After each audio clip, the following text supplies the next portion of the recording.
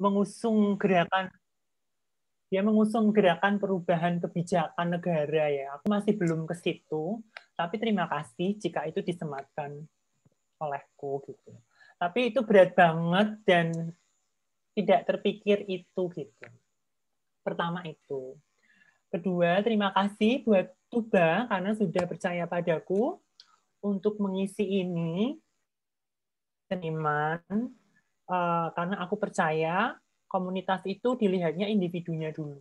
Nanti individunya itu bisa melihat lingkarnya, holistiknya. Kita bisa melihat kelompoknya gitu. Jadi aku sangat percaya bahwa pendapat individu itu penting. Dua itu. Terus aku juga ingin sekali percakapan kita pada internal sekolah gender sore hari ini dua arah.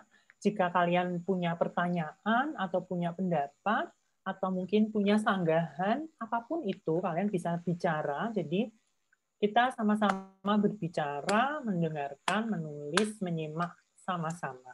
Jadi equal ya, seperti di poster. Oke, terima kasih yang sudah masuk. Terima kasih LPM LPM Padang, IAIN Jember, Mas Abdurrahman, Mbak Rahmi, Mas Abe, Mas Tuba, Mbak Tuba, Mas Habib. Aku minta tolong dong dibuka kameranya biar kita sama-sama menatap. Itu yang ketiga. Kemudian ini rumit ya karena berbicara transgender buatku aja, aku tuh masih susah berbicara itu. Kedua, berbicara itu juga kompleksitasnya banyak banget. Terus kisah sedih, kisah emosionalnya, negasi, penolakan pemerintah itu juga banyak. Bahkan identitas kami itu diantagoniskan oleh negara. Terbukti di Aceh, bahkan tadi Tuba cerita ada pelang-pelang tolak LGBT, itu kan kita antagonis ya, Bo.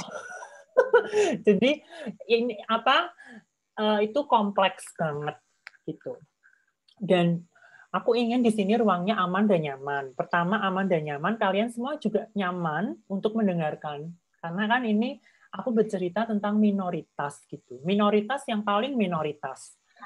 Artinya ada orang miskin, kawan-kawan. Orang miskin itu berjejer ya. Salah satunya Waria. Waria ini orang miskin yang paling belakang yang dilayani. Jadi Waria itu akan paling marginal, orang miskin yang paling marginal, identitas yang paling marginal di wacana kemiskinan ini, dan dia susah untuk mohon maaf Kak Jessica, suaranya agak dibanterin ya. Bisa. Jadi susah untuk speak. Udah denger kan Abdur Rahman? Denger ya? Iya. Jadi udah. Jadi susah untuk speak. Ibaratnya gini, aku sama Tuba, kita sama-sama berjuang nih sesama perempuan, tapi effortnya transgender itu harus berlipat-lipat agar dia posisinya jadi sama. Gitu. Posisinya jadi setara. Effort yang harus ditunjukkan oleh individu transgender itu menguras energi gitu. Nah, kebetulan aku tuh agak, sebenarnya aku tidak mau disebut aktivis, atau aku juga, karena aku bekerja di museum seni. Pertama, aku pekerja seni serabutan, jadi apapun aku kerjakan. Jadi serabutan, ya desain, ya apapun gitu, desain apapun, membuat wacana, membuat produksi teks, membuat tulisan, hingga itu menjadi metode atau itu bisa dijadikan wacana transgender yang ada di Indonesia gitu. Jadi kegiatanku sebagai individu yang bekerja di kesenian itu dan terima kasih untuk teman-teman di Indonesia semuanya yang sudah percaya kepadaku untuk mengulik, dan berbicara tentang being transgender in Indonesia. Karena it's very difficult and being struggling ya, buatku gitu. Terus berbicara transgender juga nanti akan banyak bab. Aku ingin banget teman-teman juga melihatnya runut, kita akan berbicara dalam posisi yang paling umum sampai yang spesifik, yang kecil-kecil. Karena itu akan kutunjukkan faktanya. Jadi kerumitan-kerumitan itu nanti kan bahasanya pakai bahasa visual ya, kawan-kawan. Bahasa visual, terus ada bahasa seni, ada bahasa gerakan. Jadi kenapa aku memilih bahasa seni atau di kesenian? Karena seni itu paling inklusif untuk transgender. Dia tidak akan disalahkan. Kalau di gerakan dia berbahaya. Transgender ini persekusinya banyak banget kalau di gerakan gitu. Tapi kalau di seni dia bisa bersiasat gitu. Karena kan seni itu inklusi ya buatku. Terus pertama yang akan kita bicarakan adalah kata kuncinya banci, bencong, dan keadaan heteropatriarki gitu. Keadaan waria itu, sejarahnya waria itu, sejarah ada namanya waria itu, bongkar katanya dari Pak Ali Sadikin. Pak Ali Sadikin menggunakan kata itu untuk teman-teman yang berpenampilan seperti perempuan dan disebut wanita pria. Sebelum itu sebetulnya ada sebutan Wadam, Hawa, Adam. Nah, kemudian diganti menjadi waria, agar itu lebih eufemisme, agar itu lebih halus. Tapi kemudian berjalan ada bahasa slang atau ada bahasa yang digunakan secara eksklusif untuk teman-teman waria, yaitu kata banci. Banci itu kata dari Jawa yang artinya bandule cilik. Bandule cilik itu adalah alat kelamin laki-laki yang sebetulnya seksis gitu. Jadi bandule cilik itu banci, singkatan banci itu dari kata bandule cilik yang artinya testisnya kecil. Itu seksis banget. Itu justru laki-laki yang harus tersinggung, bukan waria ya. Dan di sini aku akan mengulas ini dari awal sejarahnya. Kemudian ada berlanjut lagi ada bencong. Bencong itu turunan dari banci ya. Karena kan ada kata banci dan terus ada slang lagi yang lekong, sekong, bencong, alemong. Semua bahasa-bahasa waria itu akhirnya dikumpulkan menjadi satu kamus. Nah, terus tercipta ada kata bencong. Berjalan lagi ada kata transgender. Nah, transgender ini sebetulnya baru. Tapi sebetulnya juga lama. Kata ini adalah eufemisme aja, penghalusan dari yang sudah-sudah seperti kata wadam, waria, banci, bencong. Kemudian di tahun 2017 baru lahirlah kata transpuan atau artinya transgender perempuan. Transgender perempuan itu sama seperti waria, artinya wanita pria, artinya individu yang mengidentifikasi dirinya perempuan gitu. Meskipun dia terlahir laki-laki dan itu valid. Dan akhirnya diganti dengan kata transpuan oleh organisasi transgendernya sendiri di tahun 2017. Nah, kemudian apakah berhenti sampai di sini? Tentu tidak, Ferguson. Jadi masih ini ya, masih panjang banget perjuangannya. Bahkan dari kata banci yang sudah seksis itu, yang sudah heteropatriarki itu disematkan sampai ke kata transpuan. Itu perjuangannya lama banget. Baru di tahun 2017 pula WHO telah menghilangkan penyakit, menghilangkan apa namanya? Kalau transgender itu penyakit di tahun 2017 pula. Nah, ini adalah bagian singkat dari sejarah transgender. Kemudian apa yang terjadi, fakta-fakta apa yang terjadi sekarang, fakta-fakta apa yang terjadi sekarang yang perlu kita ketahui, bagaimana negara mengantagoniskan transgender, bagaimana negara membuat identitas ini terus-terusan dalam posisi yang submisif, terus-terusan dalam posisi subordinasi, dan terus-terusan dalam posisi yang invalidasi atau terus-terusan dipertanyakan, itu bisa terbaca dalam pertama adalah pembunuhan Mira. Jika teman-teman jeli, pembunuhan Mira ini dia dibunuh hanya karena ekspresi gendernya seperti perempuan. Dan itu dia dibunuh oleh 6 orang laki-laki. Artinya, di sini ada fakta bahwa, oke, misalnya Mira itu memang pekerja seks atau dia memiliki masalah moral atau dia dicap sebagai mengganggu ketertiban umum dengan pekerjaannya, tapi menurutku tindakan pembunuhan terhadap Mira adalah pembunuhan karakter dan membuat identitas waria ini tidak aman tinggal di Indonesia. Pertama itu. Nanti kita detailkan lagi di yang pembunuhan Mira ini. Kemudian yang kedua adalah pembuatan KTP transgender di Indonesia. Nah, sebetulnya bagus pembuatan KTP transgender di Indonesia karena pemerintah di Dukcapil Tangsel, Tangerang Selatan telah menggunakan kata transgender sebagai bentuk keramahan.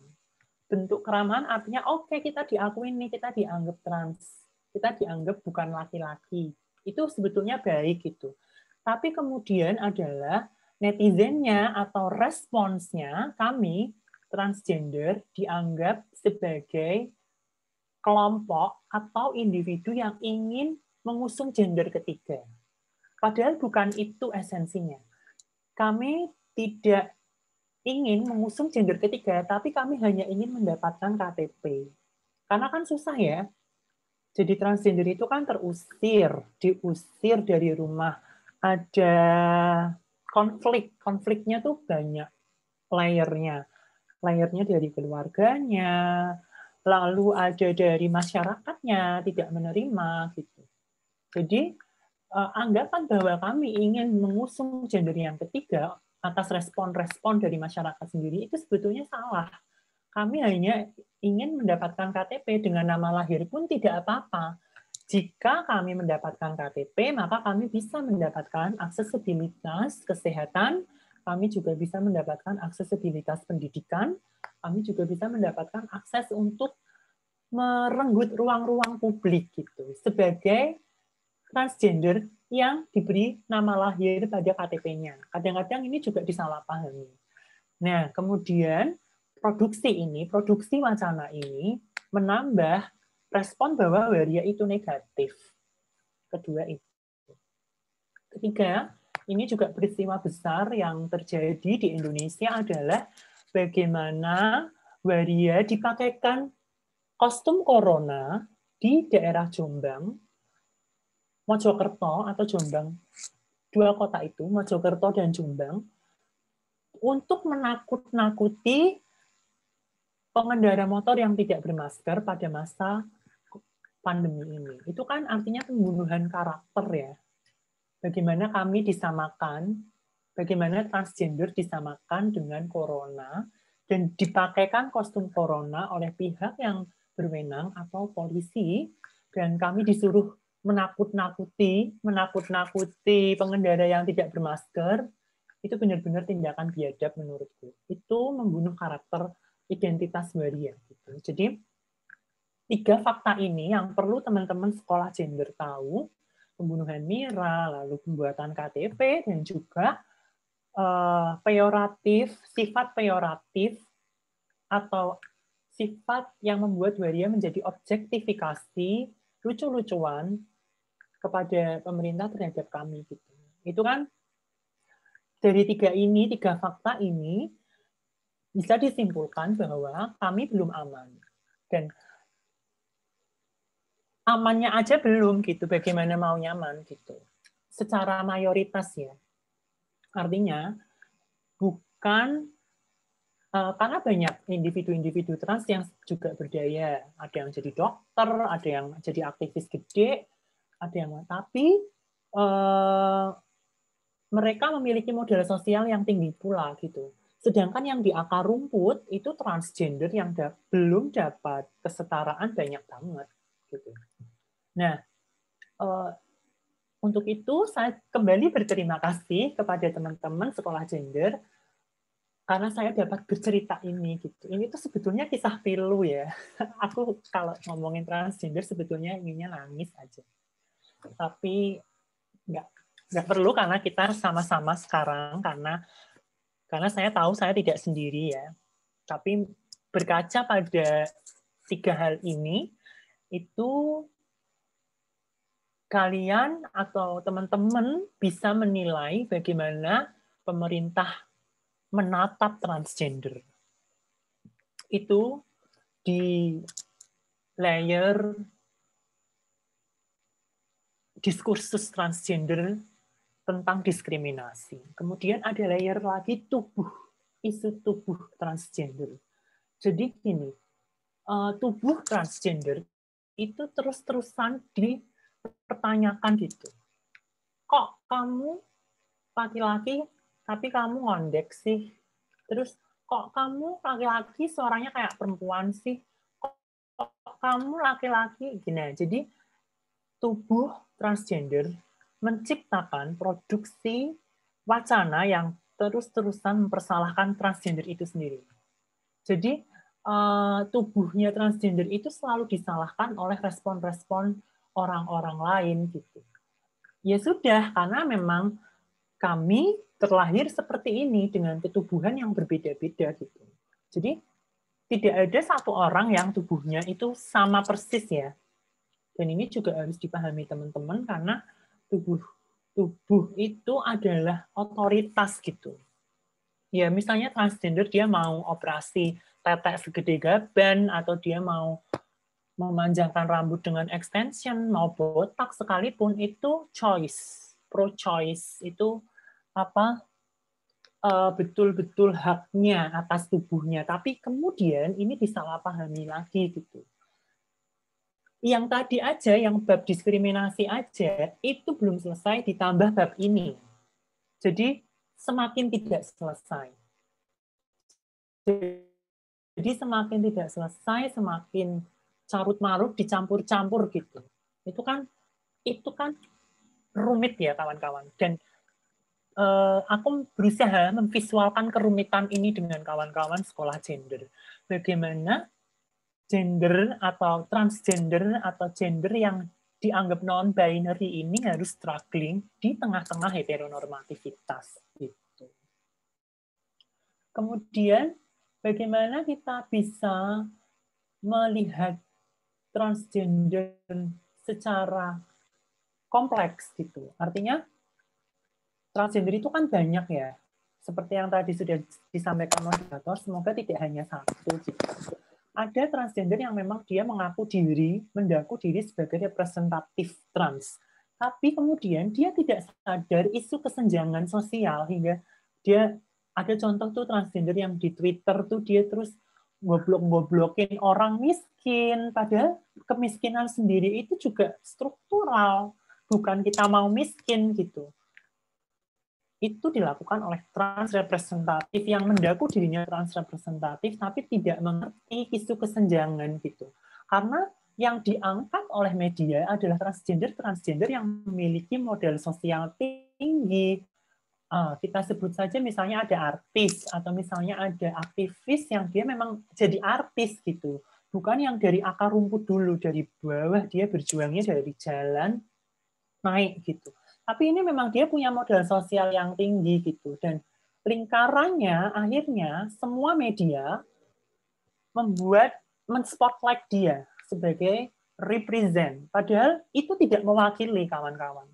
Karena banyak banget transgender akar rumput yang belum mendapatkan keadilan atau belum mendapatkan kesetaraan gitu. Banyak banget. Dan ini juga nggak bisa disamakan karena menurutku aku melihat individunya. tidak semua dalam satu kelompok itu punya pendapat yang sama gitu. Pasti ada pendapat yang berbeda-beda. Jadi lihat dulu individunya, nanti akan tahu kelompoknya kayak gimana gitu. Dan orang kan orang sekarang kan tambah semakin cerdas ya kawan-kawan. Mereka tuh pasti ngelihat individunya dulu, tidak berkelompok. Dan itu satu jalan saya untuk masuk dalam wacana feminisme, wacana minoritas itu lewat kesenian gitu. Karena kalau saya berkelompok, saya susah ya kawan-kawan kayak menyortir pendapat orang yang berbeda-beda. Tapi ketika saya berjalan sendiri dengan keindividuan dan dengan pendapat-pendapat atau tulisan-tulisan saya akhirnya bisa nge-share ini jelas gitu. Oh, faktanya kayak seperti ini. Oh, transgender di Indonesia tuh kayak gini gitu loh.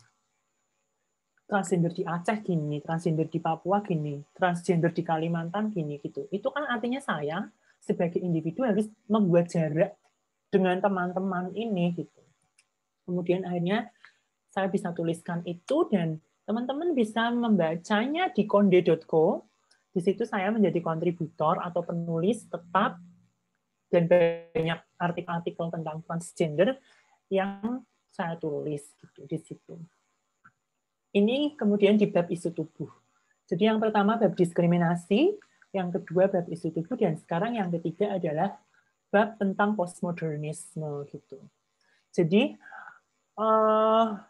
teman-teman bisa membuat produksi karya atau teman-teman bisa membuat wacana, teman-teman bisa membuat konten dengan melihat film atau teman-teman juga bisa melihat dokumenter atau teman-teman bisa melihat situasi lokalitas yang terjadi di daerah sumber. Semoga aku bisa cepat ke sana ya.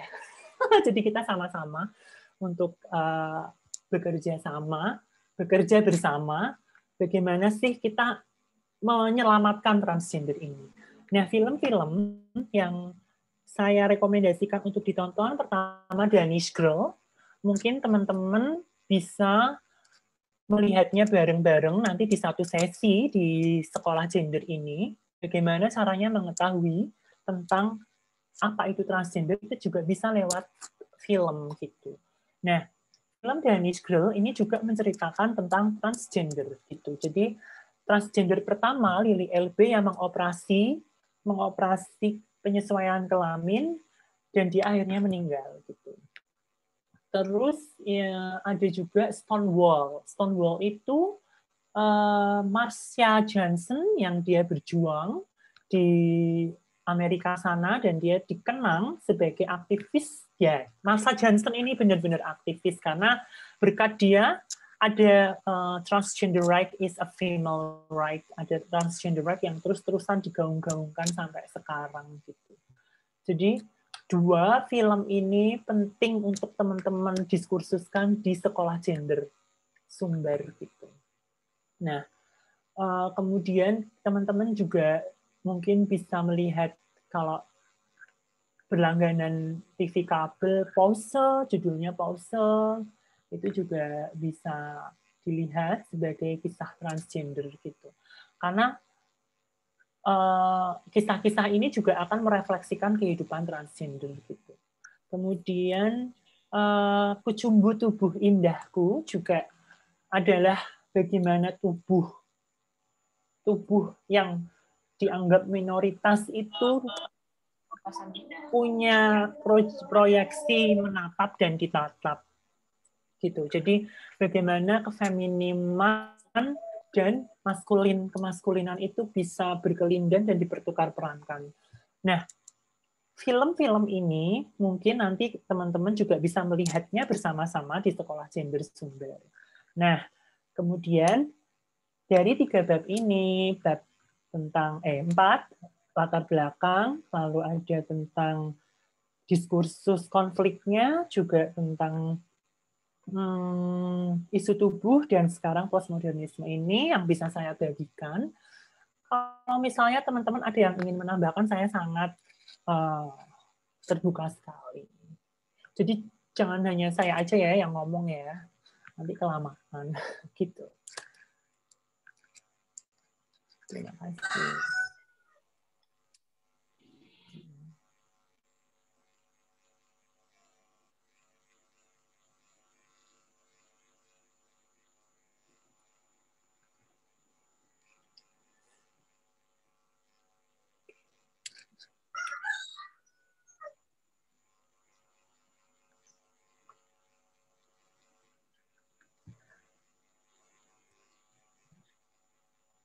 Oke, jadi benar yang dikatakan oleh Kak Jessica tadi bahwa kaum minoritas yang memang menjadi bahan bullying oleh mereka yang menganggap bahwa dirinya adalah besar, adalah kuat, dan menganggap dirinya adalah patriarki sekali, bahwa orang yang berbeda dengan dirinya dia tidak terima gitu.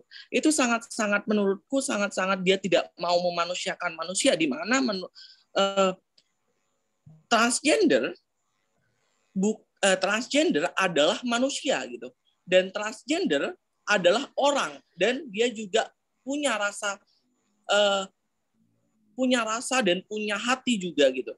Jadi kalau kita menganggap bahwa dia adalah sampah masyarakat gitu, bahwa dari mana sampah masyarakat yang dilitelkan kepada transgender gitu, sedangkan kita bisa melihat oke lah dengan dia yang memang mempunyai pilihan hidupnya, karena menurutku kita harus kembali lagi kepada diri kita sendiri bahwa my body my authority gitu, tubuhku adalah otoritasku gitu, dimana tubuh yang memang seharusnya adalah milik kita sendiri tidak perlu diskriminasi orang lain, atau tidak perlu ditunjukkan oleh orang lain, atau tidak perlu di stop oleh orang lain gitu.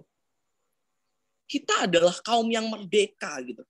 Kita adalah orang yang harus memerdekakan diri kita sendiri, dan kita adalah orang yang harus mempunyai kemerdekaan atas diri kita sendiri gitu. Dan aku sedikit banyak tertarik dengan Kak Jessica dalam penyampaiannya, dalam dia menjelaskan bahwa banci, bencong itu masih tetap ada di setiap daerah, pasti ada gitu. Kenapa? Seperti kasus YouTubers kita yang dulu memberikan bingkisan sampah gitu, itu adalah moral di mana yang seharusnya moral anak bangsa malah menjadi viral gitu, viral dengan kegoblokannya nih gitu. Bahkan aku berpikir bahwa ini udah tidak baik untuk ditontonkan oleh masyarakat umum, karena yang nonton Indonesia itu bukan hanya orang dewasa dan bukan hanya orang-orang yang paham gitu, tapi anak kecil, anak di bawah umur. Gimana kalau dia mencontoh hal untuk viral saja, dia melakukan ketidakadilan gitu dan mendiskriminasi orang lain gitu.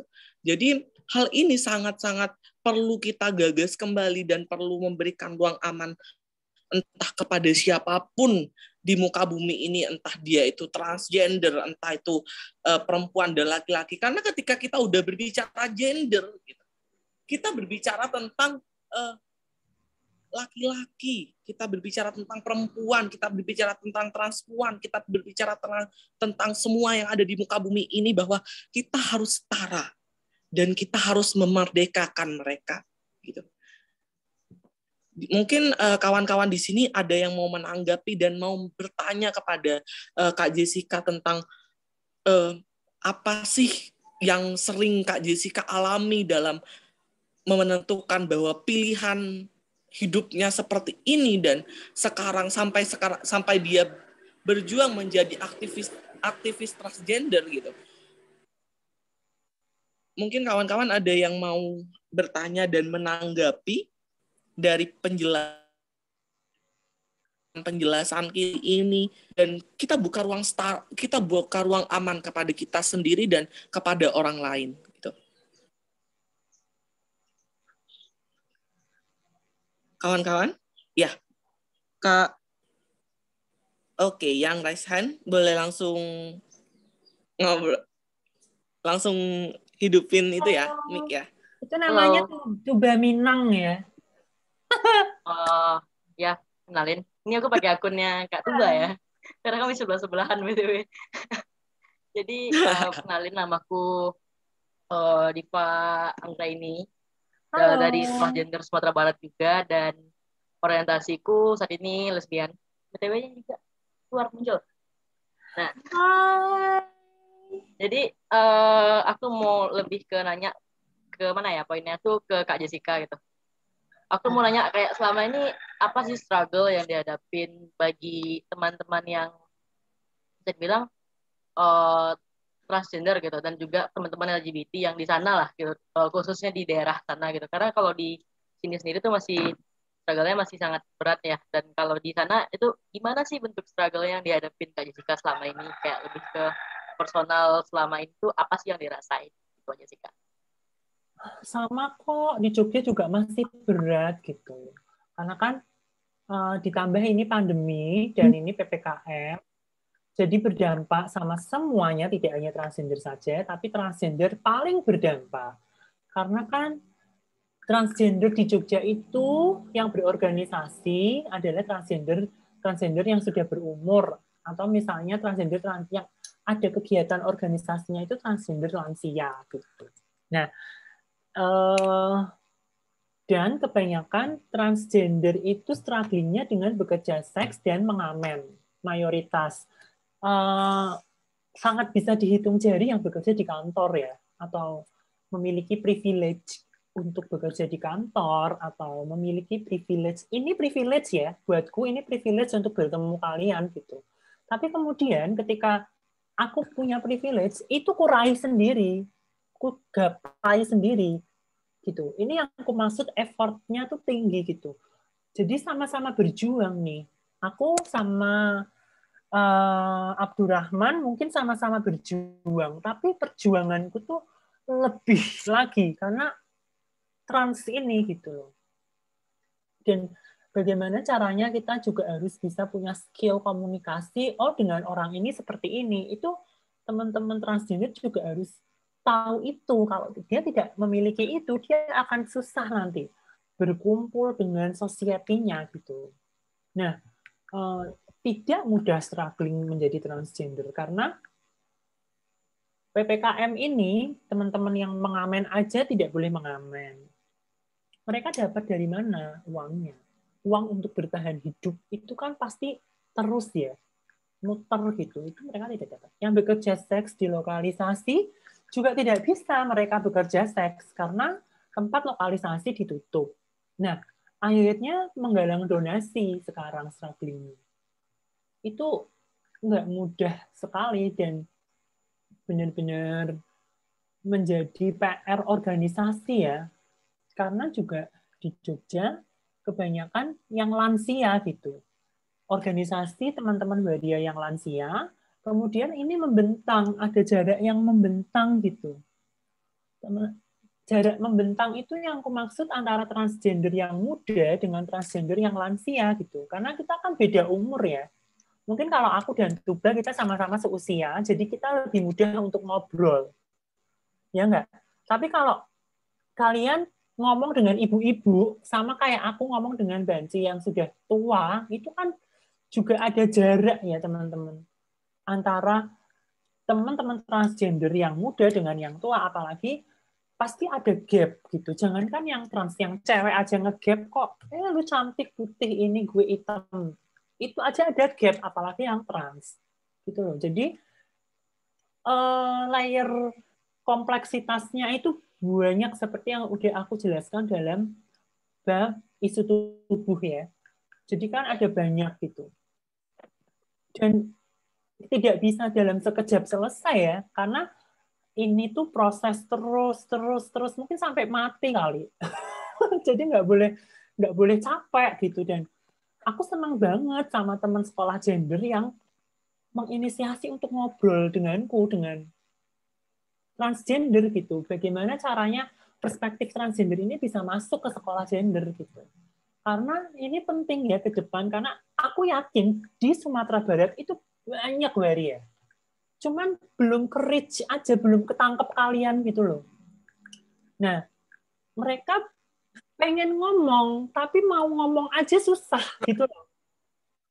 Susahnya apa? Mereka tidak punya privilege kayak teman-teman. Aduh, nanti kalau aku ngomong aku dihina gimana ya? aduh aku kan nggak punya pendidikan tinggi, ya nggak? Aduh, aku bingung bagaimana nanti aku kumpul dengan orang-orang yang Betul. Pertanyaan-pertanyaan itu tuh kompleks banget. Dan mungkin sekolah gender malah nanti akan membantu teman-teman waria yang ada di sana.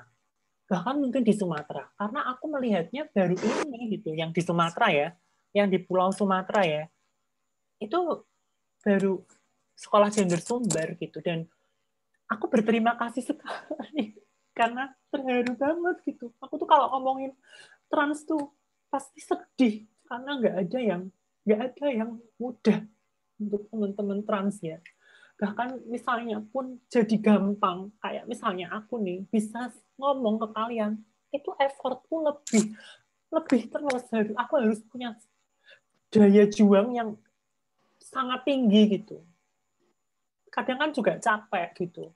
Aku juga berpikir ngapain juga sih kita harus membuktikan terus sama orang lain. Kan hidup ini tidak melulu pembuktian ya. Dan capek kan. Tapi gimana gitu.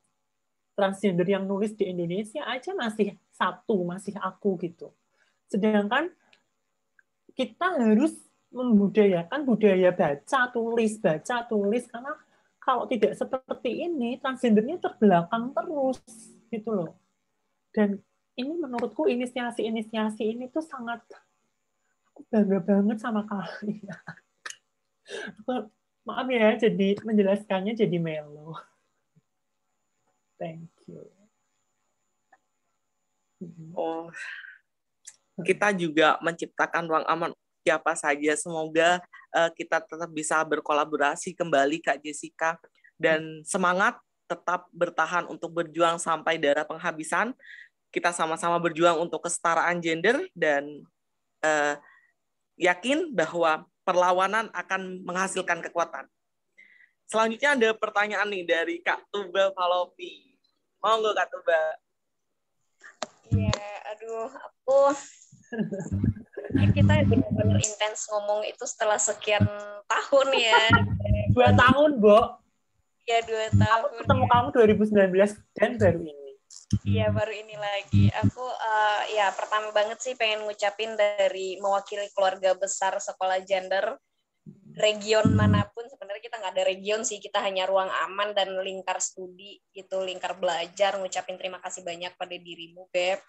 Dan tentu ini apresiasi terbesar ketika kita setelah sekian tahun tidak berkabar, ketika aku mendadak mengabari dengan ada maksud tertentu seperti ini, ternyata dirimu tetap welcome terhadap kita gitu. Kita ngucapin terima kasih banyak. Nah, aku ada sedikit menarik tadi mendengar penjelasan dirimu tentang pro-choice dan pro-life. Nah, pro-choice dan pro-life ini mungkin di teman-teman di Sekjen yang baru gabung ya, ini memang belum menjadi diksi masif, belum menjadi obrolan masif waktu itu, karena memang kita masih di tahap belajar. Jadi pro-choice dan pro-life itu memang belum kuutarakan dengan ini, Beb, belum kujadikan satu narasi pembelajaran yang penting sebenarnya gitu.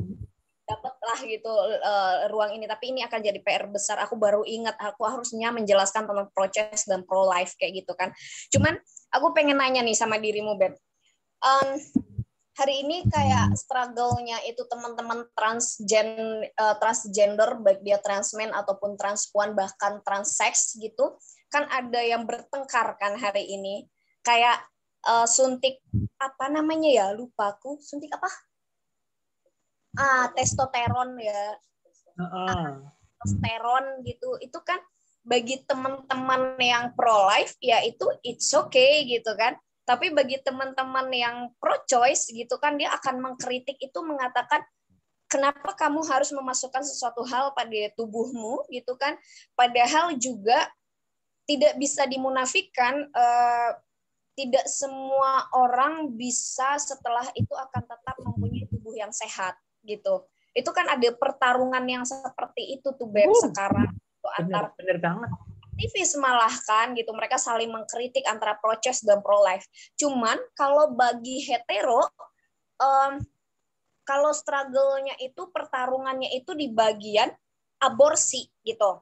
kalau boleh aborsi kalau dia korban kekerasan seksual misal, tapi korban dari kekerasan dalam pacaran itu nggak boleh, maka bahkan harus dinikahkan gitu. Nah itu beredar di Sumatera Barat gitu kan. Padahal korban kekerasan dalam pacaran pasti bahasanya itu loh, kalian kan pacaran gitu.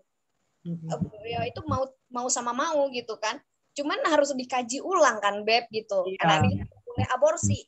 Gitu kan kayak pro-choice dan pro-life itu mulus saja yang untuk kemudian menghentikan kerja-kerja kolektif gitu karena ada dua ideologi gitu loh Beb. Nah, apakah dirimu pernah merasakan itu gitu ketika dirimu memutuskan kita tahu dirimu adalah seorang trans gitu dan hari ini mengidentitaskan diri sebagai seorang seniman gitu. Aku sangat luar biasa sih. Karena dulu kita masih polos ya Beb ya, ketemu 2019. Sekarang masih polos juga loh. Mungkin itu sih yang pengen aku tanya, Beb. Oke. Aduh, ini juga akhirnya jadi salah satu wacana. Tapi ini nyambung ya, karena wacananya wacana feminisme gitu kan. Jadi feminisme itu banyak ya, teman-teman. Ada feminisme radikal. Ada feminisme kultural. Ada feminisme psikologi analitis. Ada feminisme anarkis, ada feminisme ekofeminisme, ada feminisme postmodernisme, lalu ada feminisme marxisme atau sosialisme. Itu banyak ya, tapi kemudian yang terjadi dalam tubuh feminis itu berantem. Karena apa? Feminisnya, ideologinya. Tapi itu satu rumah, gitu loh. Oke, kalau misalnya aku nih, aku pengen kok tetekku kutindik, aku pengen botak, aku pengen, ya aku botak tidak menghilangkan kefeminimanku dong. Itu kan liberal ya, feminis yang bisa juga. Tapi ada feminis yang bisa interseksionalitas antara dia mungkin memakai pemikiran Marxis juga, sosialis, tapi dia liberal hidupnya. Kita harus menghargai itu gitu. Kita harus menghargai itu gitu. Intinya tuh itu. Dengan banyaknya ideologi-ideologi feminis ini bukan berarti aku tuh pengen paling gitu loh. Enggak gitu gitu. Itu semua adalah teks feminisme yang ada dan itu hidup, tapi itu selalu dipertanyakan terus-menerus. Yang paling kita butuhkan adalah kita harus diakui ideologi feminis ini. Diakui, bukan dipertanyakan terus-menerus. Kalau kan di gerakan kita, orang dengar feminis itu udah jijik kali. Ih, dia feminis, dia pasti anti laki-laki nih. Enggak gitu, aku seneng kali sama laki-laki, aku penyuka laki-laki ya. Maksudnya bukan anti laki-laki yang aku pengen menang dari kamu, enggak. Tapi kamu tuh harus tahu, selain ideologimu yang Islamik itu, Pak Kiai, atau ideologimu yang Marxisme, atau ideologimu yang, kan banyak nih aktivis yang ideologinya banyak banget. Ada loh ideologiku nih, ideologiku seksi loh, aku feminis gitu. Tapi itu tidak diterima di gerakan. Ini sebelum kita ngomongin pro-choice dan pro-life ya. Ini dulu gitu. Ini harus diketahui teman-teman, karena feminis itu bukan dia ada sejarahnya gitu. Dia ada produksi pengetahuan yang sudah lampau, tapi dia tidak diakui sampai sekarang gitu. Cewek pakai seksi dikit, dikira nggak menghargai tubuhnya. Diperlihatkan. Ya itu hidupnya ya. Itu pilihan bajunya gitu loh. Dia pasti sudah berpikir, kenapa aku memakai baju seperti ini gitu. Kenapa aku memakai rambut yang ekstensinya berjuntai-juntai sampai ke bawah ala-ala kuntilanak. Kenapa aku pingin kayak gitu ya. Jadi itu kan sudah dipikirkan perempuan, tapi otoritas perempuan itu tidak pernah divalidasi, selalu ditanyain terus. Kamu tuh kok aborsi, itu kamu bisa melanggar agama. Gitu loh. Perempuan punya hak atas tubuhnya. Aku mengaborsi ini, aku diperkosa. Nanti kalau anak ini lahir, aku takut dia tidak bisa makan. Daripada dia menyusahkanku dan aku malah kasihan dengan dia, itu kugugurkan gitu. Kan nggak mudah ya antara obrolan pro choice dan pro life ini gitu. Nggak mudah banget. Karena kan di sini juga banyak ya pendapat-pendapat kalian ya. Jadi aku juga ingin tahu pendapat-pendapat kalian juga gitu. Kalau dariku sendiri, karena aku tuh tidak berorganisasi, artinya aku tidak berkolektif. Jadi gini, aku tuh di Jogja, aku masuk di banyak kolektif mungkin sebagai seniman, bukan sebagai individu yang ada di kolektif gitu. Karena apa? Di sana ada banyak sekali ideologi gitu. Dan kita nggak bisa pakai, yang paling bagus tuh yang sosialis gitu. Tenaga produksi ini, perempuan bisa dilecehkan karena tenaga produksinya, atau karena wacana kapitalis gitu loh. Nggak bisa gitu juga. Perempuan itu dilecehkan, bisa loh alasannya karena dia perempuan. Sesimpel itu. Kita nggak bisa juga mengiyakan hanya karena kapitalis gitu. Aku dilecehkan itu karena aku banci. Bukan karena aku punya duit, bukan karena aku pinter.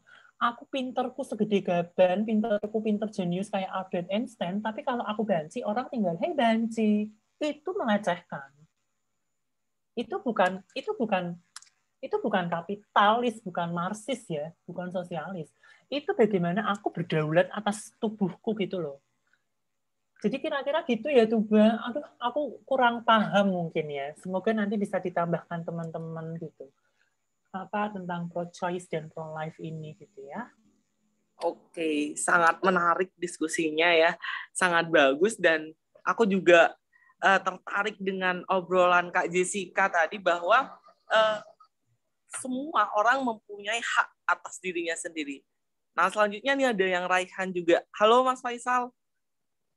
Langsung ya, hidupin. halo. Oke.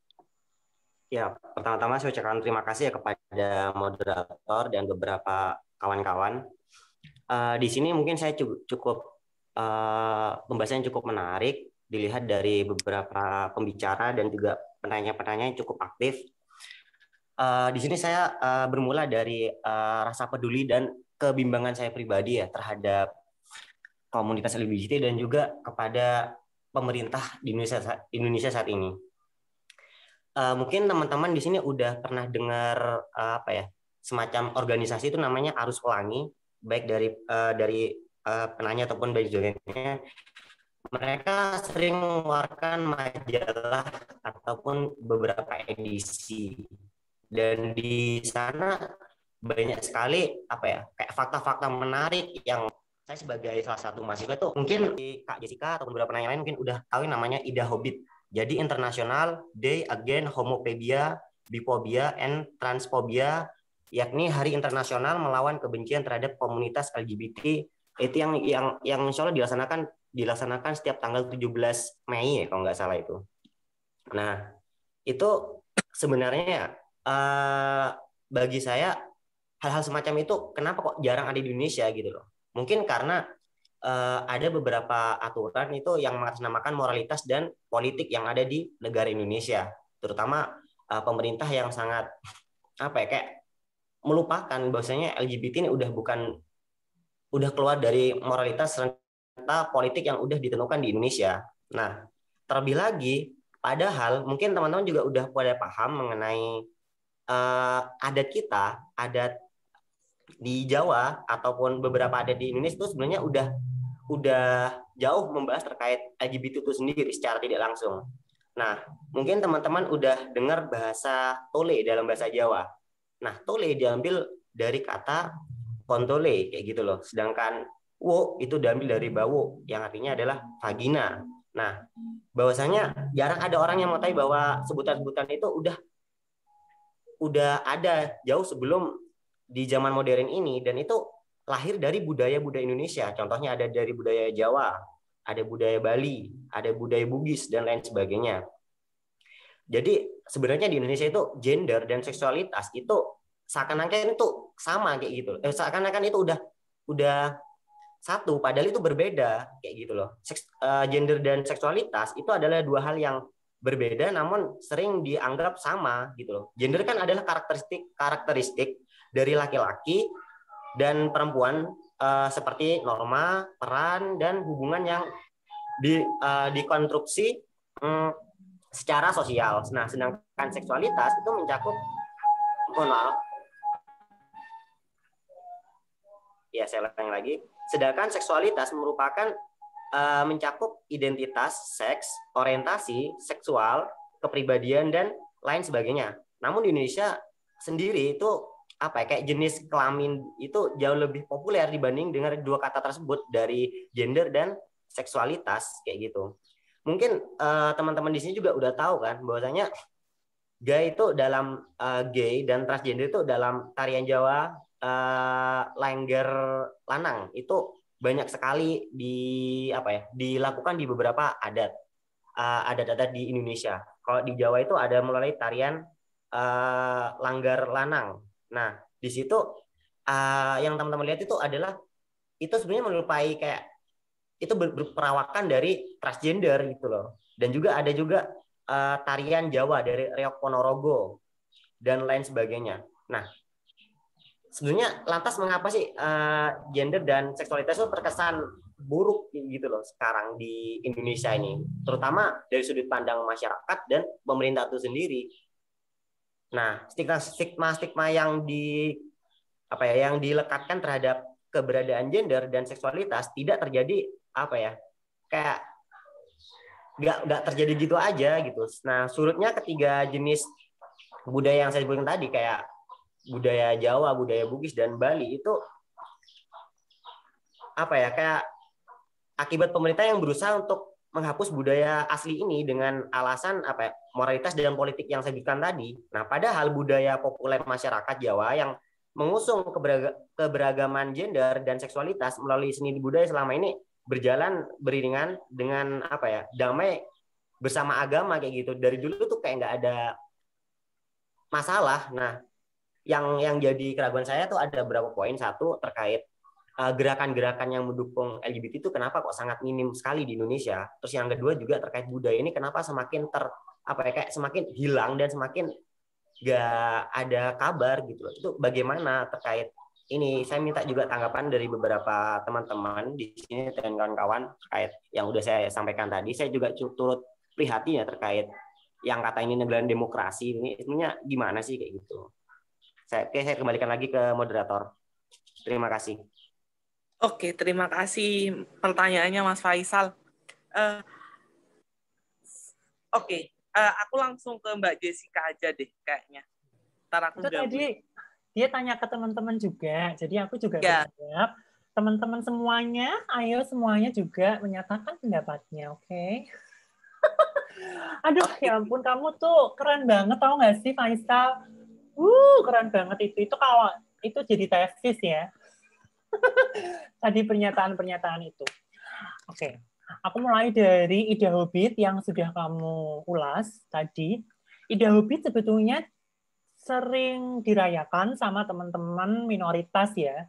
Tetapi persoalannya adalah wacananya tidak menjadi mayoritas gitu.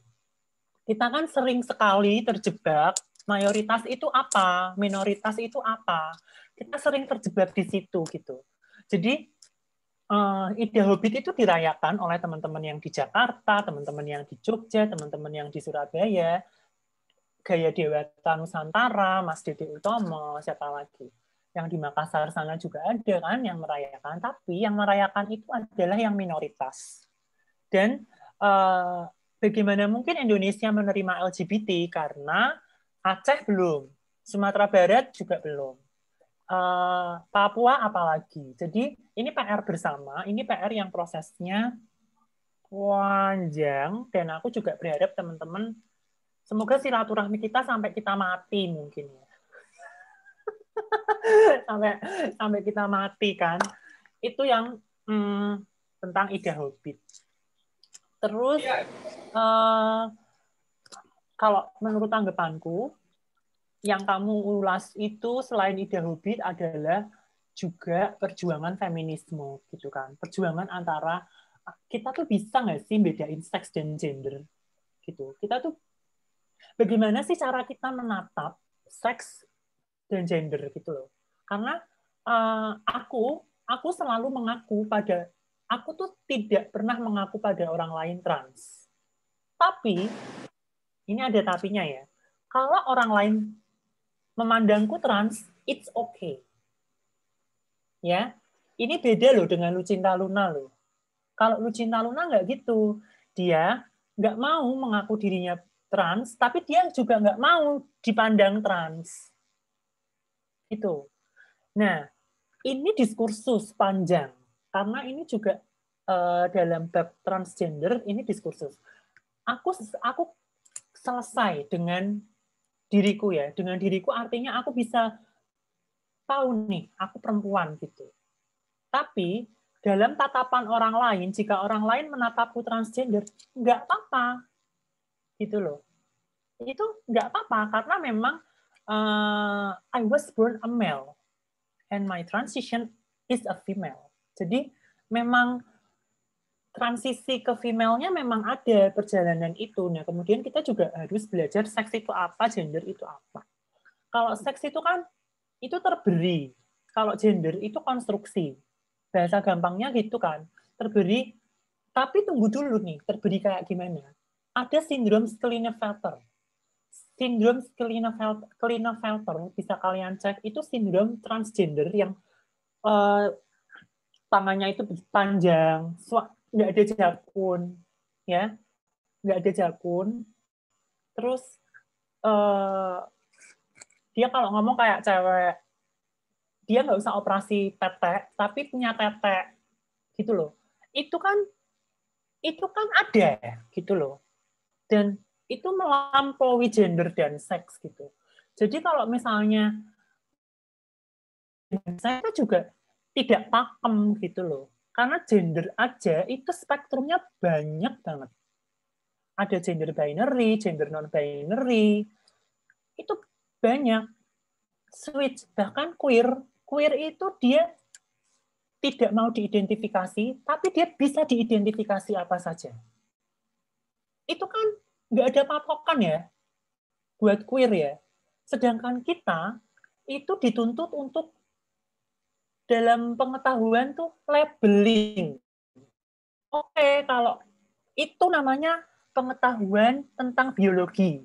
Biologi itu harusnya begini, begini, begini. Itu kan labeling teks gitu loh. Kita dituntut untuk produksi teks agar paham. Seperti misalnya kalau kita ngobrolin kitab suci, oke, apa pegangan hidupmu? Kita kembali ke teks. Kitab suci kan? Iya kan? Nah, kita hidup dalam wacana teks. Wacana teks itu labeling. Tapi kemudian yang terjadi, kita berantem sendiri. No labeling, jangan label aku. Nggak bisa dong. Kalau tidak ada labeling, tidak ada pengetahuan loh kawan-kawan. Gitu. Nah, yang berbeda pendapat. Aku yakin banget teman-teman itu kan banyak perbedaan pendapat. Kemudian jadi dimusuhi itu kan aneh, gitu loh. Mari kita duduk bersama, gitu. Mari kita ngobrol. Mari kita saling membuka paradigma berpikir kita. Jadi tahu gitu. Kita hidup dengan teks. Oke, kamu sejak kapan berjuang di jalan untuk mengusung wacana feminisme? Itu kan tertulis, kawan-kawan. Ada track record ya. Itu teks, itu label. Gitu loh. Tapi, di sisi lain, wacana tentang minoritas, itu no label. Kan aneh. Ada kejanggalan. Oke, aku queer. Aku tidak ingin diidentifikasi apapun, tapi aku juga bisa diidentifikasi apapun. Ya, it's okay. Kamu berpikir itu tidak apa-apa, gitu loh. Tapi ketika itu ditekskan, terima dong. Gitu loh. Itu kan satu satu produksi wacana tentang seks dan gender gitu. Gender itu juga selain konstruksi sosial, itu budaya juga masuk di situ gitu. Matrilineal disumbar, terus bagaimana kita harus halus. Di Jawa itu kan budaya halus dengan cowok ya. Cowok pinter dengan cewek pinter sama-sama bekerja, yang diberi penghargaan adalah cowok pinter. Itu iya. Gitu. Loh, Jess, kamu kok bisa ngomong gitu? Ada penelitiannya. Makanya Tuba itu aku keren banget dia. Wah, ngeri itu dia itu. Udah menyasak berapa orang itu pasti ya. Jadi seperti itu. Jadi seksualitas sendiri itu kajian yang sangat panjang dan kajian yang tidak bisa diobrolin hanya dalam waktu 2 jam gitu. Itu kajian yang terus kita pelajari dan interseksionalnya banyak gitu loh. Aku punya project. Projectku tuh kunamakan adalah Project Ibu. Project Ibu ini adalah project yang mengusung feminisme. Ibu tiri, ini kita bicara seksualitas ya. Ibu tiri dapat cap jahat, antagonis. Padahal tidak gitu. Bukan itu. Itu kan adalah produksi wacana memisogini perempuan. Ini kembali ya, gender ya. Project Ibu ini akhirnya diterima Konde. Akhirnya aku bikin project Ibu sampai sekarang. Aku bikin apapun tentang ibu. Itu kegelisahanku sebagai seorang transgender yang ditatap masyarakat sebagai trans, tapi aku menghayati diriku perempuan. Gitu loh. Aku tidak bisa menyalahkan masyarakat, tapi aku tidak mau menghilangkan diriku hanya karena tatapan masyarakat. Gitu loh. Jadi, kita kadang-kadang juga harus memilah-milih arsiran-arsiran pengetahuan yang mana yang mau kita pakai. Gitu loh. Kemudian, kalau kita memakai yang kita percayai, kita juga punya cara pandang, oke, pengetahuanmu itu oke, tapi tidak untukku. Aku menerima itu, gitu loh. Bagaimana cara kita bisa menerima banyak pengetahuan, tapi tidak malah dijadiin pengetahuan ini untuk terus-terusan bertengkar hanya karena kita berbeda pendapat. Sebetulnya persoalan kita tuh di situ, gitu. Karena aku merasa ini masih panjang banget percakapannya, aku mau dibantu kawan-kawan juga, karena aku juga masih merasa kurang gitu ya. Untuk menjelaskan ini, tolong dibantu ya kawan-kawan. Jadi kita sama-sama ngobrol, oke? Oke, benar banget kata Kak Jessica nih. Jangankan transgender, kadang seorang laki-laki yang memang menganut feminisme, dia masih dianggap kayak lagi-lagi yang kamu bahas pasti tentang perempuan. Gitu. Padahal yang kita bahas itu bukan perempuan saja. Gitu. Yang kita bahas itu manusia. Gitu. Gimana manusia itu setara, gimana manusia itu berada sama, tidak perempuan di belakang, tidak laki-laki di belakang gitu. Dan ini pengalamanku sih sebenarnya ya, Kak Jessica. Aku juga pernah di Jazz, bahkan dia adalah teman satu organisasiku sendiri. Dia mesti ngomong gini, kalau bicara AAP, pasti akan bicara tentang feminisme gitu. Kalau bicara AAP, pasti AAP akan mengadukan isu-isu ke perempuan.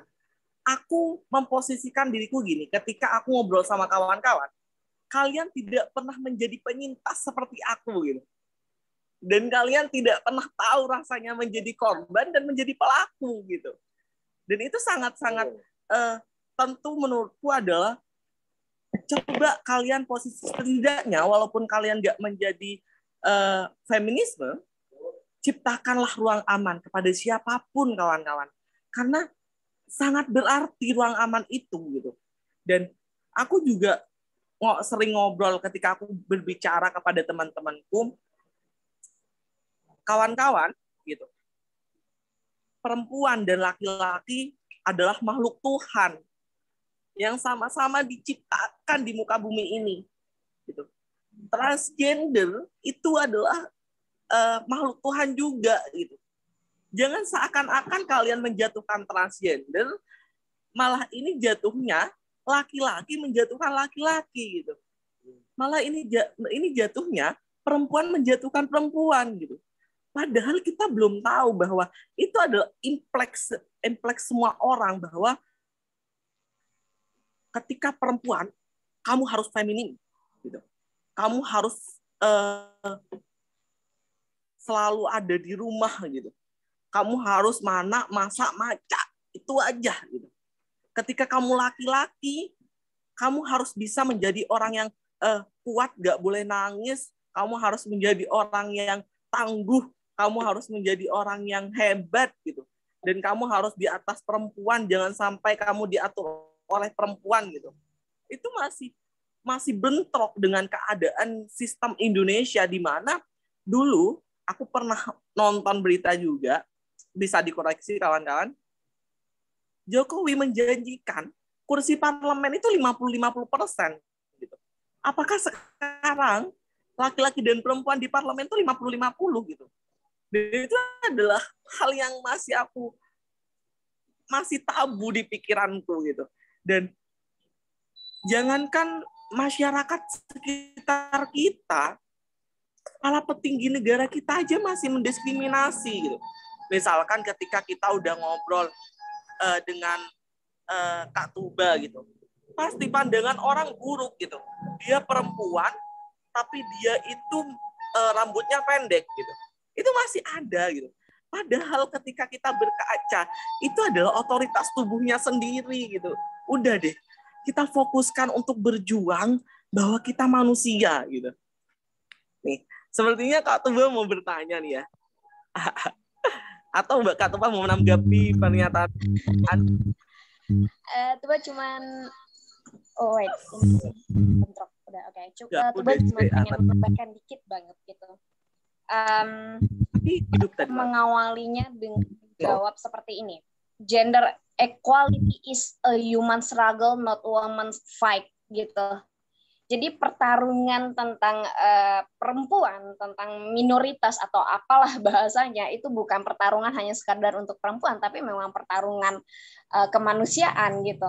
Nah, masalah mengangkat tentang Ida Hobbit tadi. Ida Hobbit itu satu hal yang sangat menarik menurutku yang sering terlupakan di gerakan-gerakan feminis di luar sana ya, di Indonesia terutama, dan memang cuma beberapa kabupaten kota yang merespon tentang Ida Hobbit gitu. Nah, kenapa? Sebenarnya ini, kenapa ini sangat terhalang, sedangkan seperti IWD, International Women's Day, lalu ada 16 hari anti kekerasan terhadap perempuan, itu mudah di-up, sedangkan Ida Hobbit tidak gitu. Nah, ini tidak terlepas dari regulasi namanya guys, regulasi dari negara, regulasi dari tatanan negara gitu. Itu tidak terlepas dari itu, di mana undang-undang di Indonesia itu sangat berwatak patriarki, sangat privilege, karena mereka mendapatkan privilege itu gitu. Bahkan membicarakan KTP itu udah dijelaskan oleh Jessie tadi ya, bicarakan KTP aja gitu. Padahal KTP itu berfungsi untuk nanti dia bisa mengakses kesehatan gitu, nanti dia bisa mengakses pendidikan, bisa mengakses hal-hal yang berkaitan dengan publik, itu akan mempermudah seorang Jessie untuk KTP. Cuma negara tidak menyepakati itu gitu. Karena apa? Karena adanya privilege atau watak patriarki di Indonesia ini yang sengaja dibangun oleh negara. Makanya nggak ada negara aja kita sebenarnya. Masuk sudah esensi politikku ya kan. Ya kita punya contoh-contoh negara lain yang tidak ada negara ya kan. Terus juga regulasi ini menghasilkan pembunuhan terhadap adat istiadat. Iya, aku sangat sepakat dengan kawan Faisal tadi yang menjelaskan gitu, seperti calabai, calalai itu di Bugis, lalu ada lengger gitu. Kalau lengger itu aku jadi ingat seniman bernama Onil. Onil itu seniman tari di Jogja. Kalau teman-teman tahu, dan dia itu udah go internasional. Cuman dia tidak coming out dengan dengan orientasi seksualnya gitu.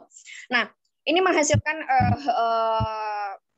watak itu regulasi tadi menghancurkan yang namanya sistem yang sudah ada terjaga berabad-abad lamanya di dalam satu adat istiadat ya, contoh Bugis tadi gitu kan.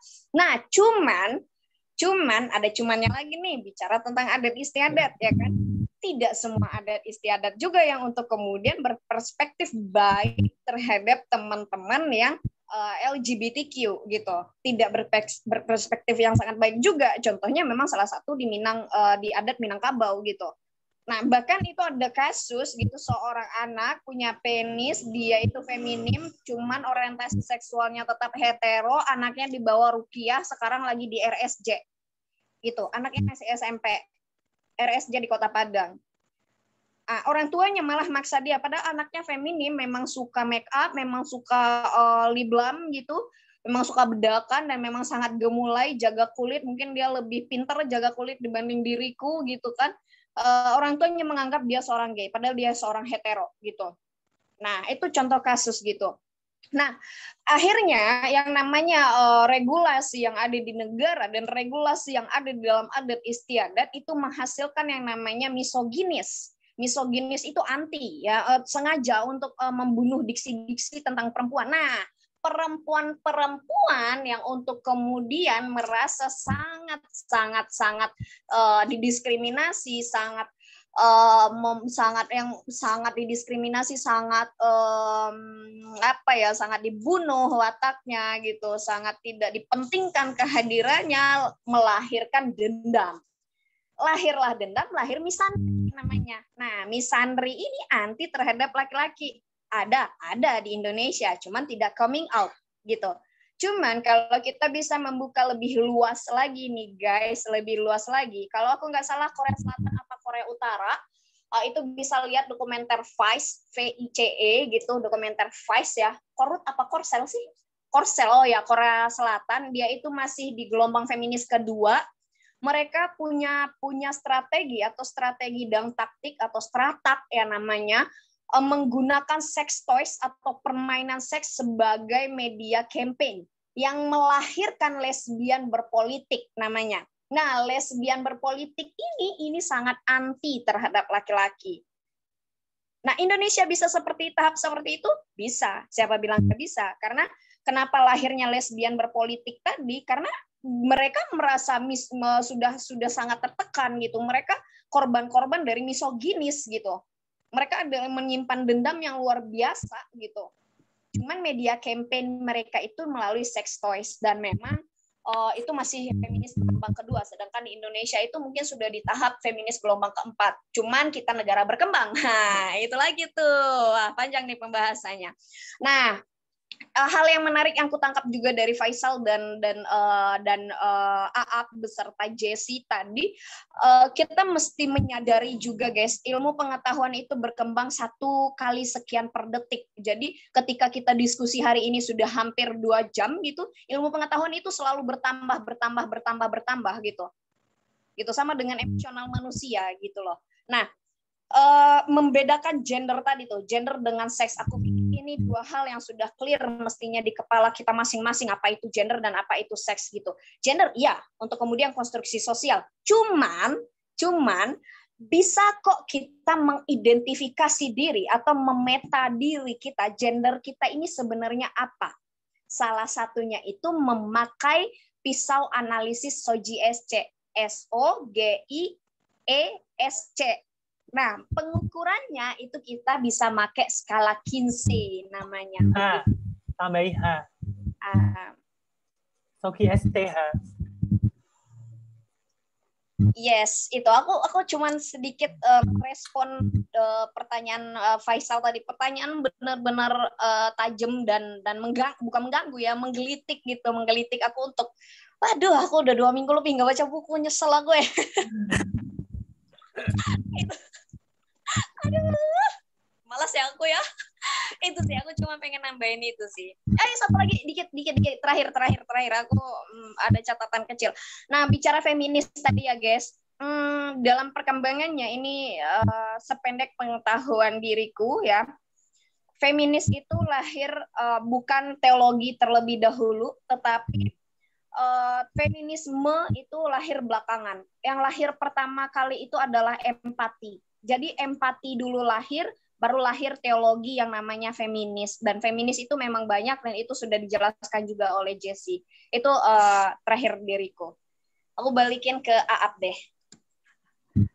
Oke, terima kasih Kak Tuba atas penjelasannya. Kita dapat ilmu baru nih ya. Dan Mas Faisal mungkin ada feedback nih, Mas Faisal. Iya, ada. Oke, silahkan Mas Faisal. Oke. Nah, tadi dari tanggapan baik dari Kak Jessi maupun dari Kak Tuba, banyak sekali yang aku tangkap dan alhamdulillah itu benar-benar mempengaruhi sudut pandangku lagi kayak gitu loh. Dan itu makin, wah aku terima kasih banget gitu. Ini seakan-akan aku kalau sampai nggak ikut ini aku kayak nggak dapet emas gitu loh. Aku cukup terima kasih lagi kepada media ini yang sedang mengadakan agenda ini.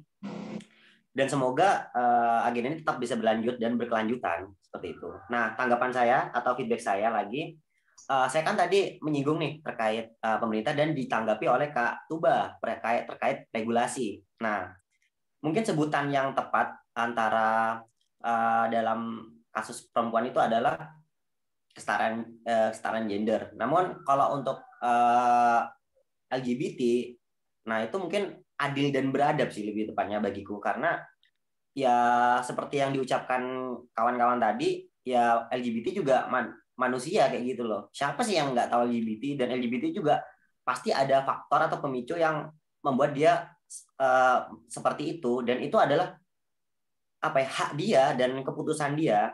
Namun lagi-lagi yang jadi permasalahan lagi bagi saya adalah ini lagi regulasi yang udah disebutin Kak Tuba dan juga pemerintah saat ini yang enggan apa ya fokus terkait pembahasan ini.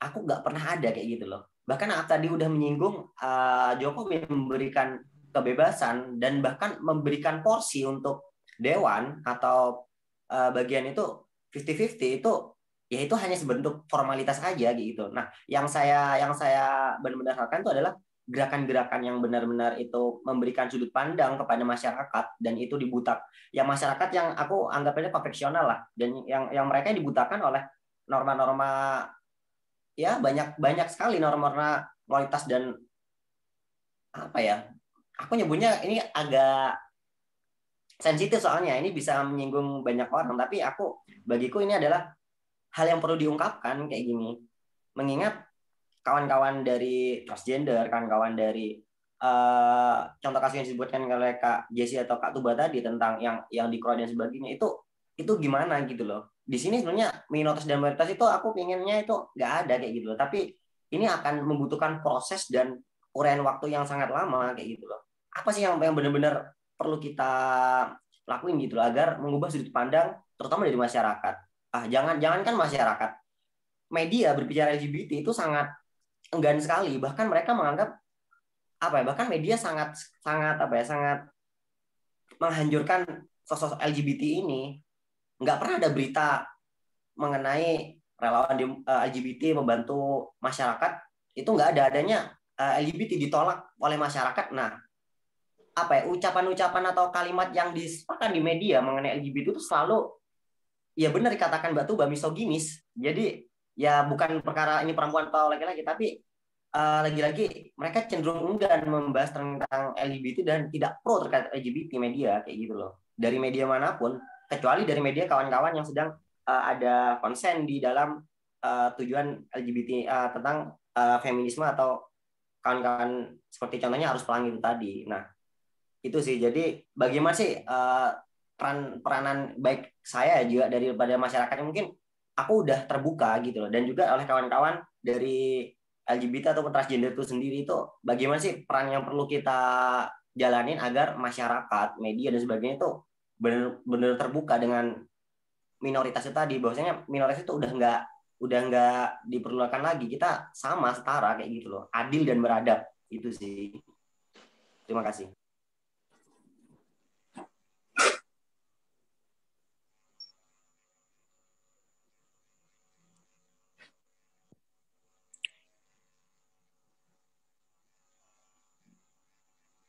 Oke.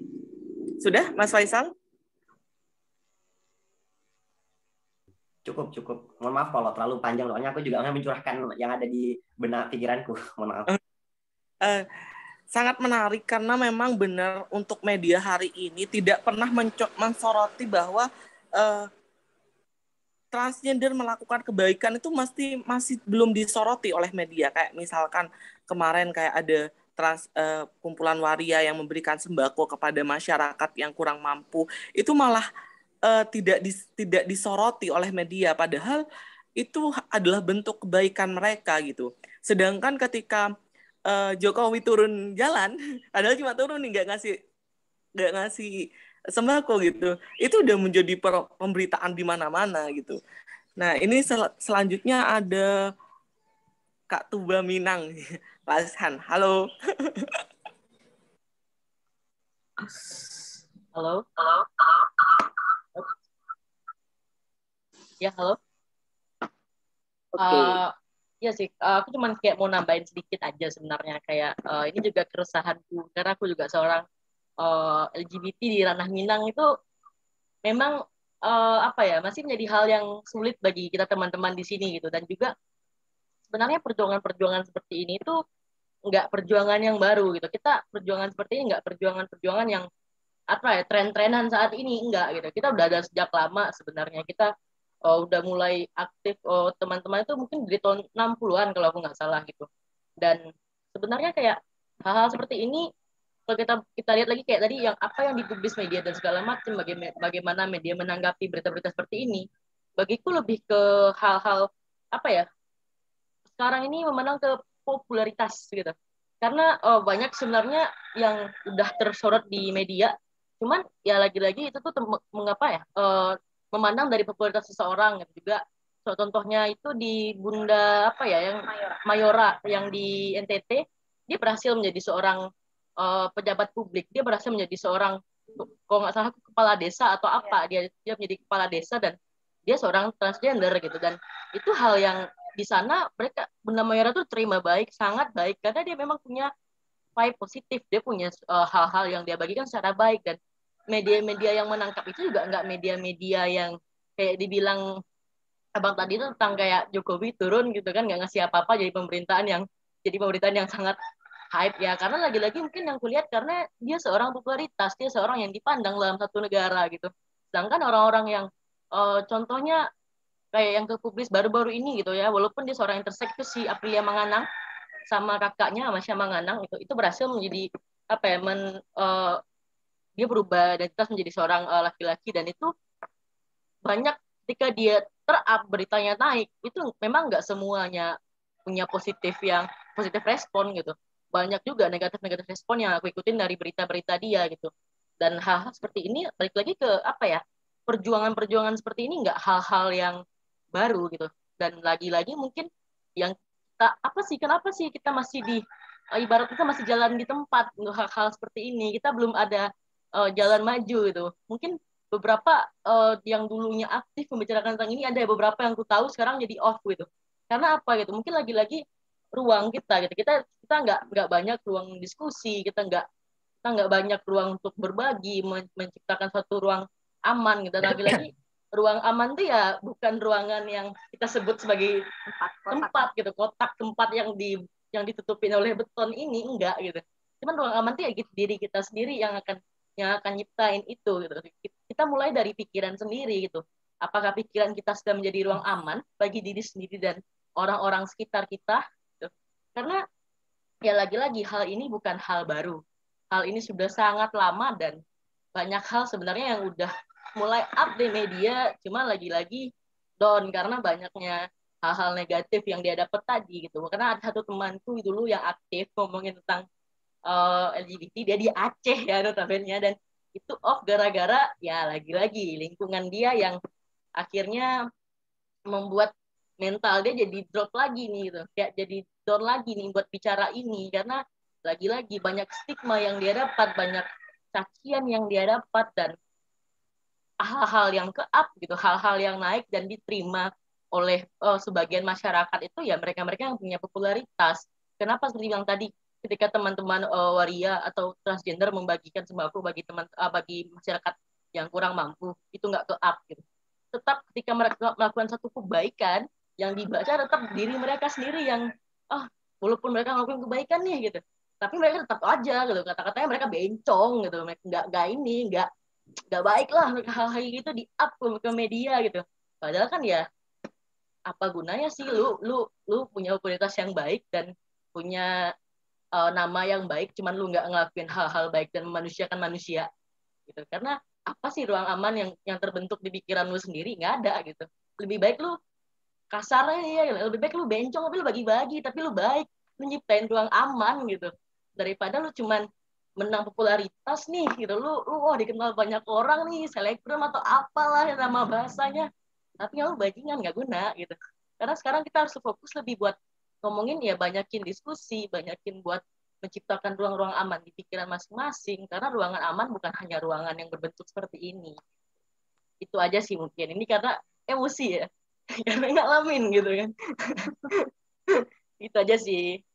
Thank you. Oke, sangat menarik banget. Mungkin ada lagi yang mau berpendapat kawan-kawan di sini? Aku nyinggung dikit deh. Oke, siap Kak Tuba. Kalau menyinggung media, aku rekomen banget teman-teman untuk ngikutin Kabar Sejuk. Kabar Sejuk itu serikat jurnalis untuk keberagaman. Jadi teman-teman itu memang, dan menariknya PIMRED-nya itu lolosan kajian gender S2 di UI. Nah, itu dia. Ikutin Sejuk. Jadi sekarang Sejuk lagi masif, bahkan kemarin dia ke Papua, itu dia ikut membuat workshop di kota-kota kabupaten yang tidak begitu ter-up gitu kan ya, kayak Padang, lalu Papua kemarin, Aceh waktu itu gitu kan. Dan dia itu sedang mengalahkan diksi-diksi jurnalis yang bodrek itu, yang ngejar traffic trending gitu loh. Nah, mereka itu benar-benar sangat plural. Nah, itu untuk media. Ya, kita harus cerdas juga dengan media, aku pikir. Terus juga tadi, aku pikir sih untuk mengubah stigma orang tua kita yang sudah tua-tua, lahir di 80-an, 70-an, itu adalah PR yang besar ya. Dan aku pribadi, Tuba pribadi itu pernah membahas ini ke orang tuaku, malah aku benar-benar berantem habis-habisan, dan akhirnya Tuba memutuskan diri untuk keluar dari keluarga karena keluarga itu toksik gitu. Akhirnya aku benar survive sendiri hari ini gitu loh kan. Dan si Diva juga merasakan hal yang sama, aku pikir. Diva itu masih 16 tahun tapi di umurmu 15 tahun ya waktu itu ya. Kamu sudah mulai coming out dengan orientasimu. Ya, umur 14 tahun. Diva itu 14 tahun dia sudah coming out dengan orientasinya, dan bahkan sekarang dia memilih untuk jauh dari keluarga. Notabene dia masih kecil ya kalau secara umur 16 tahun gitu lah ya. Tuba Minang ini nih namanya Diva sebenarnya, dia pakai akun aku gitu ya kan. Gitu. Nah, jadi gimana? Satu, memang hadirkan ruang-ruang diskusi masif seperti ini. Dan agen Sex Street itu juga sudah mengawali itu, aku sangat appreciate. Jessie di Jogja itu bahkan sudah berkenalan dengan banyak banget teman-teman di sana. Yang kedua, gimana caranya? Jadikan aja kita adalah ruang awal. Karena mengubah stigma itu, ibarat kata kalau bahasaku ya, kayak menggayung air laut gitu. Gak bakal kelar. Kita akan pusing di bagian itu aja gitu. Mengubah stigma old school seperti itu gitu. Ya udah, kita jadi ruang awal aja, yang berarti suatu saat nanti kalau kita punya regenerasi, mungkin ada teman-teman yang pengen punya anak gitu kan. Ya anak kita menjadi regenerasi kita untuk menumpas stigma-stigma itu, karena mana tahu kita umur kita bakalan tua kan. Gitu sih kalau bagiku. Aku juga pernah nih diskusi gimana caranya memberikan pemahaman kepada orang-orang tua. Malah sama temanku dijawab, gampang nih katanya, apa, bunuh aja yang tua-tua kan. Sebenarnya bukan gitu ya, bukan gitu sebenarnya konsepnya gitu. Bener banget apa yang dikatakan oleh Kak Tuba, dan sangat-sangat menarik diskusi pada sore hari ini kawan-kawan. Dan aku juga setuju dengan apa yang disampaikan oleh Kak Jessica, Kak Tuba, dan Tuba 2 siapa ya namanya, dan Mas Faisal juga. Terima kasih atas pertanyaannya. Mungkin kawan-kawan yang lain ada mau tanggapan lagi nih masalah hal ini, karena aku pikir ketika kita membahas transgender nggak kira akan habisnya gitu. Pasti ada pemikiran-pemikiran yang bakal tercetuk gitu. Dan ini adalah isu kemanusiaan. Mari kawan-kawan kawal bahwa mereka juga adalah kawan kita, mereka juga adalah manusia yang ada di muka bumi gitu. Dan kepedulian itu sangat dipentingkan, kawan-kawan. Jadi ketika kita udah peduli, kita dapat merangkul kawan-kawan yang lain untuk bisa peduli. Jadi kepedulian awal akan menghadirkan ruang aman yang menjadi ruang aman yang luas. Seperti mungkin awal-awal Kak Tuba hanya ngopi dengan kawan-kawan yang lain dan hanya celtukan saja, sehingga akhirnya terbentuklah sekolah gender. Sama dengan aku juga at Gen Sex Street, sebenarnya awalnya hanya ngopi dan hanya diskusi dengan keresahan-keresahan yang ada di birokrasi kampus yang mau didongkrak ini kita terbunuh gitu, mau dibakar kita pun juga ikut terbakar gitu. Dan sangat-sangat penting untuk sekali lagi kayak DPR harus tahu hal ini sebenarnya gitu, bahwa ini adalah penting. Udah deh, DPR gak usah uang terus, udah banyak uangnya gitu. RUU PKS tuh sahkan gitu, jangan cuma janji aja gitu. Jadi terkuras banget sebenarnya pada Agustus ini, karena penentuan untuk RUU PKS ke prolegnas itu kan bulan Agustus ya, tanggal 15-an ya Kak Tuba. Tanggal 15. Jadi benar-benar terkuras untuk kawan-kawan yang memang feminisme dan feminim gitu. Benar-benar terkuras karena di masa pandemi mau demo kita PPKM gitu. mau koar-koar, yang atas tutup telinga gitu. Yang berdasi itu tutup telinga aja gitu. Sebenarnya kalau misalkan kita cek di setiap daerah, peningkatan pelecehan seksual itu malah semakin melonjak tinggi, apalagi di masa pandemi gitu, sangat-sangat tinggi banget. Apalagi di Jember kemarin, aduh, udah deh bikin muyeng kepala tuh gitu. Apalagi kalau kita sakit, aduh, gerakan kita seakan melambat, gak bisa apa-apa gitu.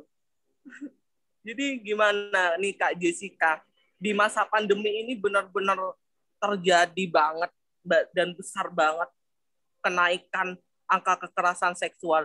Mungkin kepada kawan-kawan transgender juga seperti itu. Karena ketika dia udah memang makan pun kita udah dari mana gitu. Walaupun itu menyusahkan kita, walaupun dia tuh dilecehkan, digimanain, karena demi makan saja gitu. Gimana Kak Jessica? Pertama, sebelum berbicara itu pasti mereview kembali apa yang sudah kita bicarakan yang sebelum detik-detik sebelumnya, regulasi, ruang, dan bagaimana caranya mayoritas dan minoritas itu tidak terbentang jarak. Jadi, kalau dariku, itu adalah ulasan yang bagus dengan 3 kata kunci itu.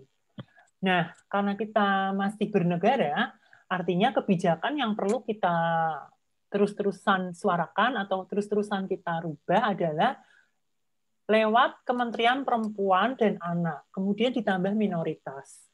Sebetulnya minoritas itu menjadi ada karena ada labeling gitu.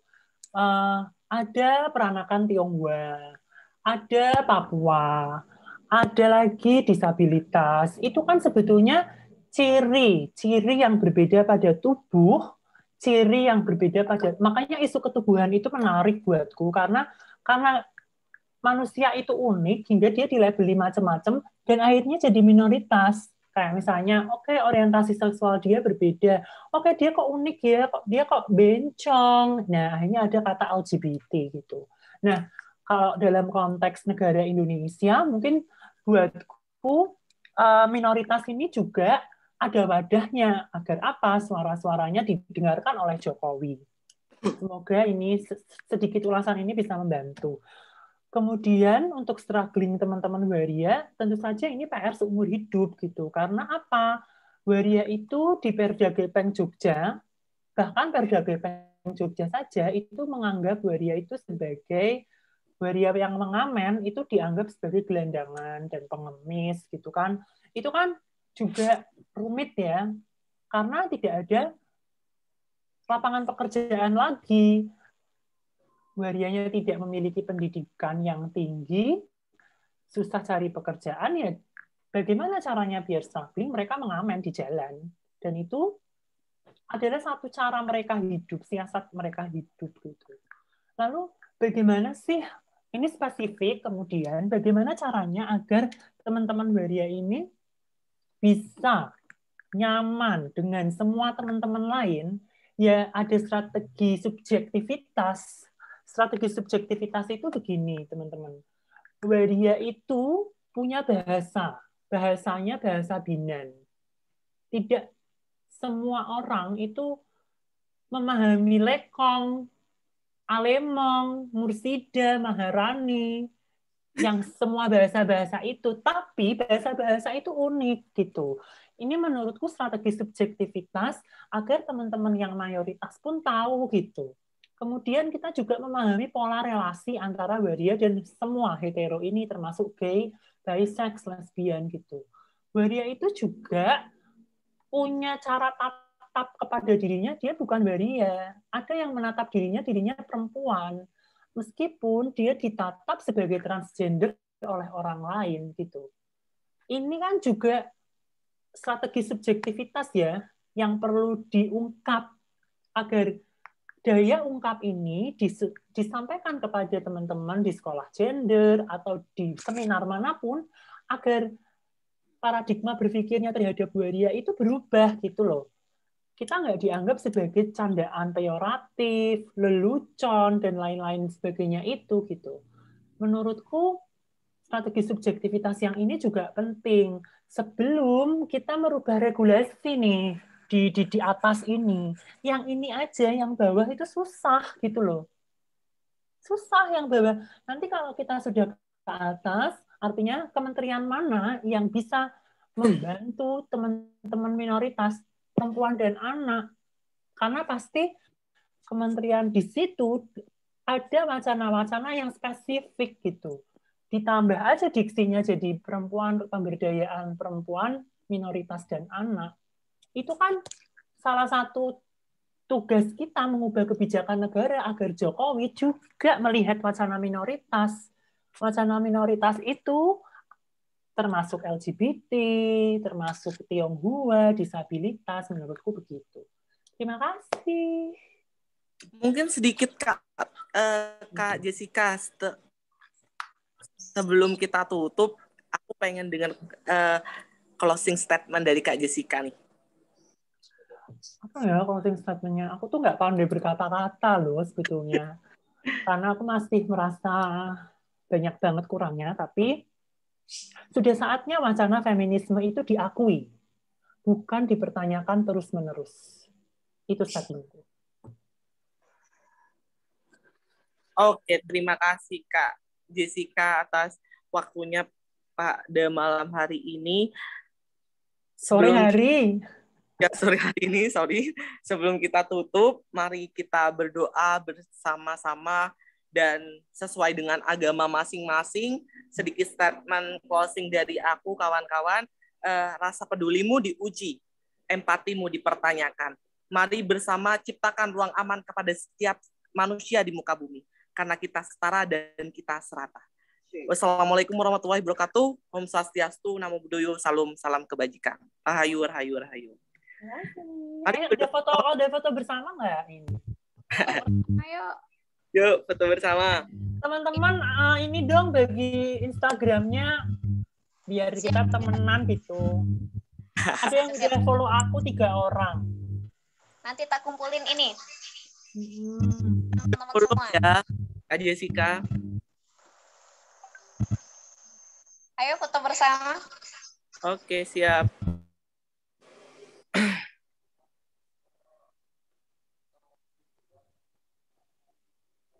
Oke. 1, yuk. 1, 2, 3. Lagi nggak? Lagi. Sekali lagi. Gaya bebas. Ya. 1, 2, 3. Oke, terima kasih kawan-kawan yang sudah bergabung. Terima kasih. Sehat-sehat ya semua. Ya. Aku live ini ya, guys. Buat kita di Sekjen, kita evaluasi di grup. Setiap kesempatan harus evaluasi. Oke. Baik, aku hentikan ini dulu. Mana yang nge-stop? Boleh nanti satu, Mbak. Mana sih? Oh, Iya.